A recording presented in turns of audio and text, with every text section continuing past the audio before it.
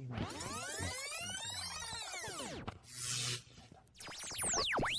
Yes, it rubs.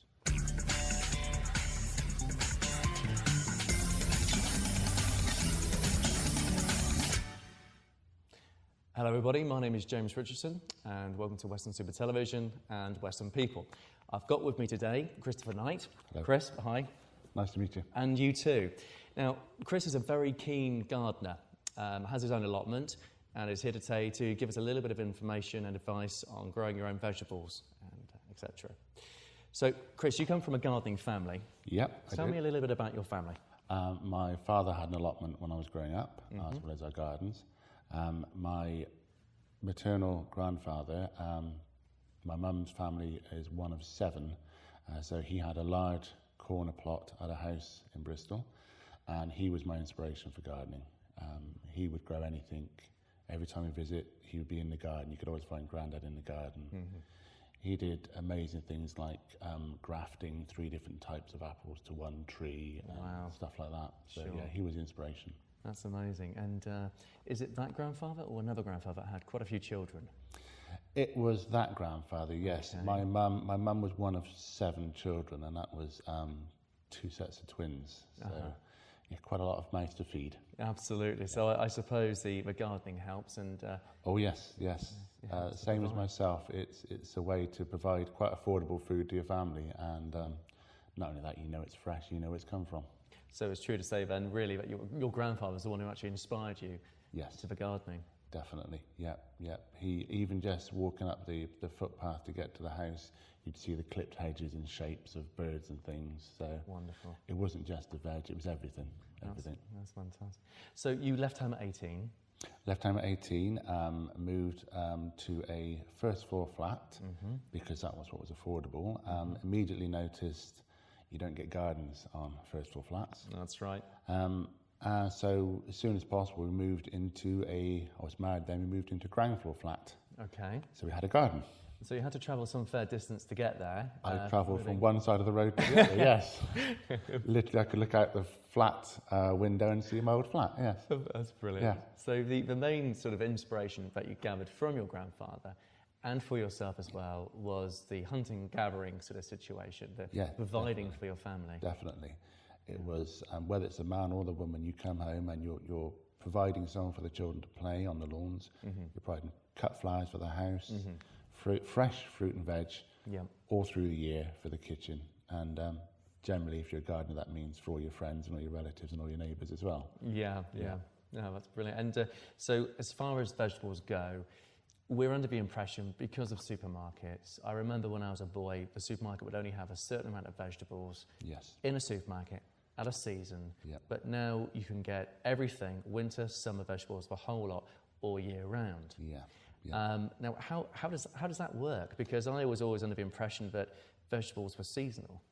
Yeah, vegetables are seasonal, but seasons are different in different countries. Right. So when strawberries may be in season in the UK, maybe a short season, but they may be in season in Spain or Egypt or Africa as late as December.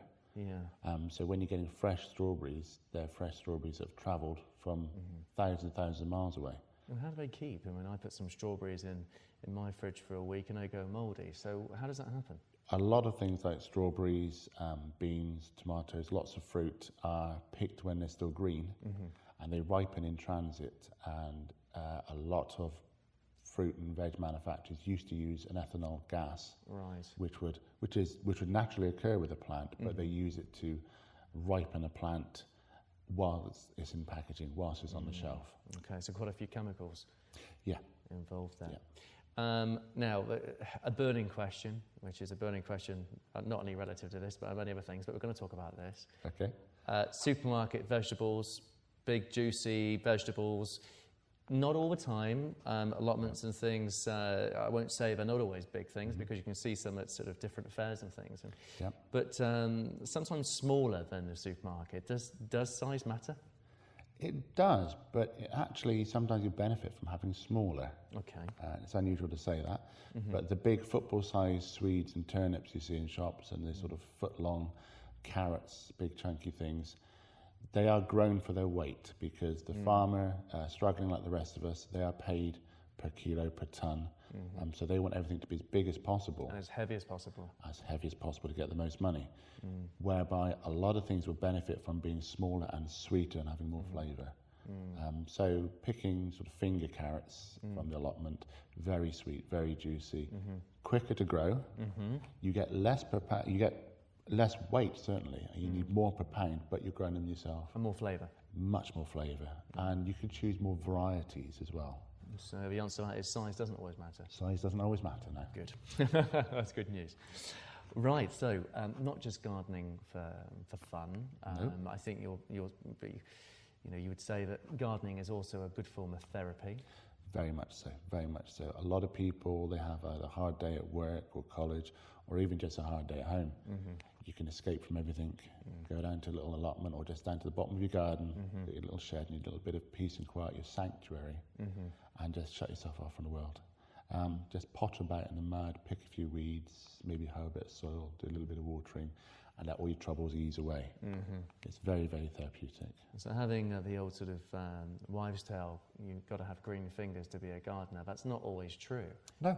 Gardening can be simple, it's how simple you make it. It is, yeah. You can make it as difficult or as simple as you like. I like to challenge myself, grow something I haven't grown before. I'm trying sweet potatoes this year. Well, okay. But there are very, very simple things. The things that we used to be shown at school. Runner beans grown on a piece of blotting paper. Just stick a potato, one single potato in a pot of soil. You're going to get potatoes if you do nothing. Very, very simple things to grow. Onions you can grow from little pre-grown bulbs. You just put them in the soil and leave them alone. Very, very simple things for children, beginners to grow. They're the sort of things you don't have to be tending on a daily basis. They don't need all the attention. They're not the real divas. They're the hard workers. Put them in, leave them alone, go back and you can pick them. They'll look after themselves. Yes, very much so. So it's not as complicated as it looks. But saying that though, there are some aspects of gardening which are complicated, and you are qualified. Yes, well. I am qualified. Tell me a bit about your qualifications. I was working in a factory. I wanted to pursue gardening. I had an allotment. I had the typical thing of being a young man in an old man's game. And I decided to find out about a bit more about what I was doing, and I put myself through an RHS, which is the Royal Horticultural Society, course in horticulture on my day off through Weston College. And while I was going through that, I was laid off from work in engineering and started working at Uphill Manor as a gardener. Oh, right. So I was there when I actually qualified and got my certificate in horticulture. Wonderful. So I could go back to the men in the flat caps and say, I know why I'm doing this. I know the science behind it. Yeah, that's good. And it's nice because it also gives you, the feeling that you're doing well with the profession that you're doing as well. Yes, having the professional background, somebody saying, yes, actually what you're doing is right, and this is why. Yes, it's reassuring. Very much so. Benefits-wise, I know that obviously we can all stick to our corners and we can stay in comfort zones what we're doing, but you would like to expand some different benefits to people out there in Weston-super-Mare and North Somerset. Yeah. And what sort of benefits do you want to get across? The provenance. There's been a lot, certainly political and environmental, lately about where food is coming from, what goes on your food, what goes in your food, everything from steroids in cattle to DDT and chemicals in the soil. If you're growing your own, you know where it's come from, and you're not talking air miles, we're talking foot miles. Walk to the plot, pick the fruit, take it back. The freshness is paramount. If you pick sweet corn and you cook it within 10 minutes of picking it, it doesn't lose any of its sugar. Oh, wow. After that, the sugar starts to turn to starch. So the things you get in the supermarkets, it may have been 4 or 5 days since picking. Crikey. The noticeable difference from picking sweet corn and cooking it immediately is paramount. It's fantastic. But the provenance is a big thing of knowing where everything's come from. If any chemicals have been used, what has been used, and actually seeing them grow, actually going each day and noticing the difference. You do get the odd bug, you do get the odd hole, you do get the odd shaped parsnip, Yeah. But it's all part of the fun. Absolutely. That's when you know it's organic. It's not Yeah. being chemically produced to be uniform and all the same shape and size. No, absolutely. And I suppose the thing is, if it is an odd shape, at least you know it's come from genuinely someone's garden or allotment. Yes, exactly, yeah. Absolutely. They're all still edible. Yeah, very tasty as well, especially Christmas time, I would imagine, as well. Yes, yes. You can actually, and I have done, you can grow potatoes and have new potatoes on Christmas Day. That's wonderful. If you know what you're doing. It's very simply a case of, it's not chemicals, but you can put a seed potato in a fridge, Yeah. sort of suspended animation if you like, fool it, it's the wrong time of year, then plant it around about this time of year in a bag, some soil, and it grows as normal. You dig it up 23rd, 24th of December, new potatoes. And new potatoes. I'll be giving you my address at the end of the show.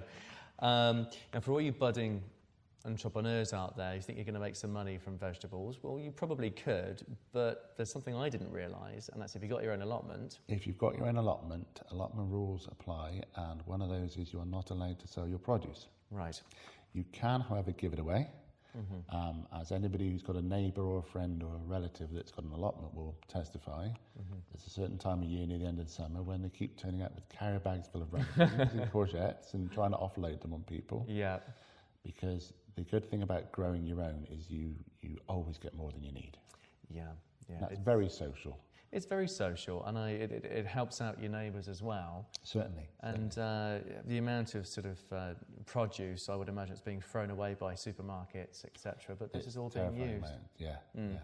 I mean, that's the other thing. When you're throwing all your garden waste or your kitchen waste into a little green or a little brown box for the recycling men to take away, you can be making that into compost, which then goes back into your soil. So the whole recycling thing is going on. You're growing it, you're taking the kitchen, and the stuff that you don't actually cook and eat, you're putting back into producing the next lot of fruit and vegetables. Yeah, so it's decomposing the soil to help with the next. It is, yeah. The soil in Weston, does it vary from area to area? It will do. We've got the benefit of having a beach, but we've also got the hills behind us. The hills, they are obviously much further away from the sand level. The nearer you are to the beach, the more likely you are to have clay soil. Right. Because the Western beach gets this lovely colour and its lovely seawater colour from the clay. As any news during the summer will tell you, people like to get stuck in it.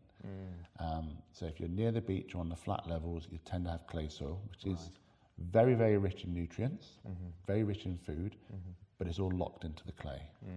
If you live up on the hills where you've got lots of trees, lots of leaf mould, many, many more layers of soil before you get down to the clay, you'd much like to have a much richer, leafy, what we call an acidic soil. Very good for growing things like blueberries. Right. But generally for vegetables rather than fruit, they do like a clay soil.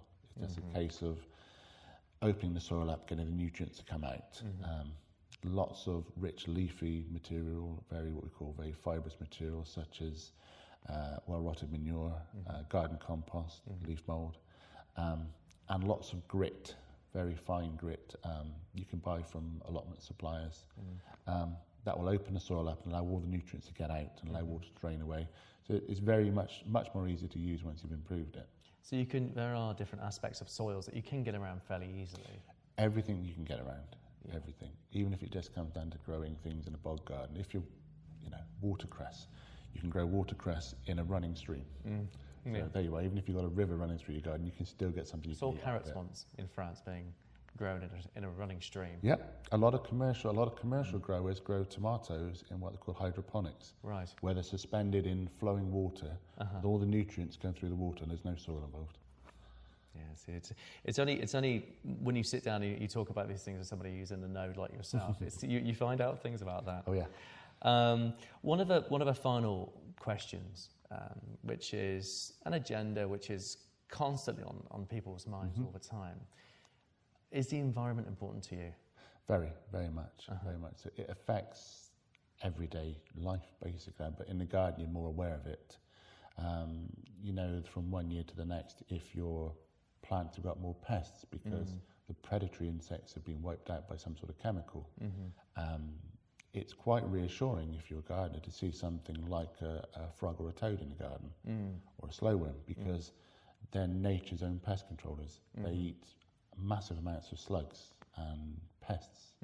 So you're very much aware of changes in the environment, but also, as we said about strawberries, beans, things coming from other countries, if you're taking a small punnet of baby sweet corn from Kenya to go on a supermarket shelf in Weston, just the effect on the environment of that small punnet of vegetables travelling thousands of miles, it can't be good. No, definitely not.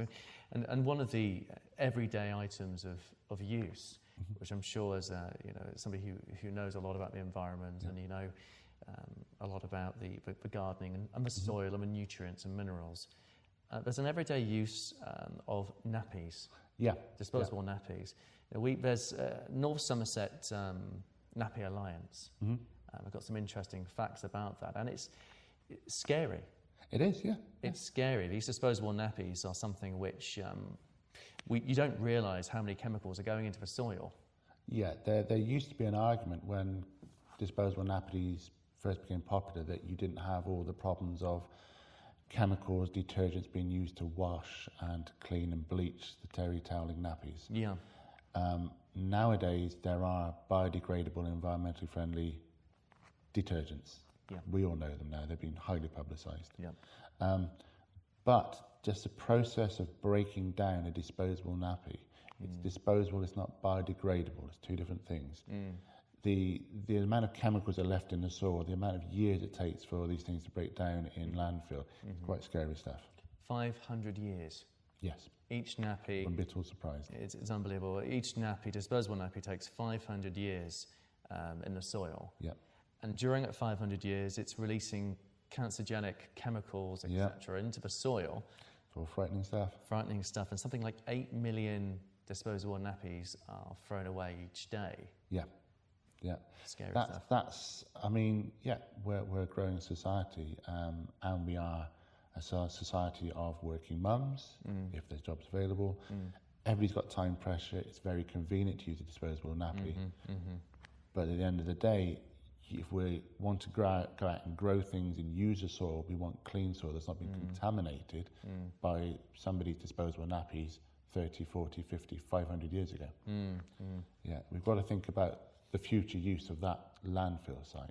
It's very comfortable to think about our children or ourselves living 80, 90, 100 years now, but it's scary to think that in my son who's 3 now, he could reap the benefits, not the benefits, the side effects of your grandparents might have put in the soil. Well, his great, if we go 500 years into the future, that nappy that he wore, that was thrown away, is still degrading in the soil. Yep. Landfill sites may well eventually be built on, expanding population. Well, people not knowing.